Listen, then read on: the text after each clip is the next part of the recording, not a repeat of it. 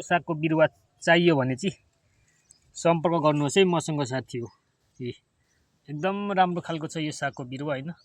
यो बिरुवा हतपत पाइँदैन। अहिले कुन खालको चाहिँ पाइन्छ भन्दाखेरि म तपाईलाई देखाउन चाहन्छु।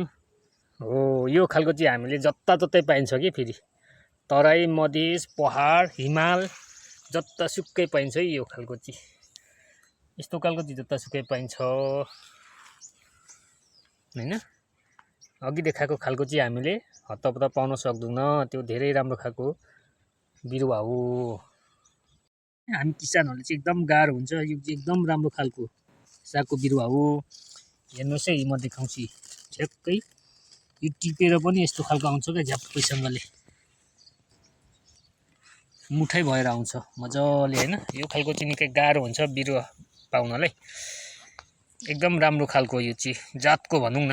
यो हतपत फुल्दैन अर्को चाहिँ फुलिहाल्छ। यहाँ माथि म तपाईलाई देखाउँछु टिपेर खाइँदैछ तर पनि फुल्न थालेछ। त यो सँगसँगै रोप्यो हामीले र यो चाहिँ फुल्या छैन अझैसम्म।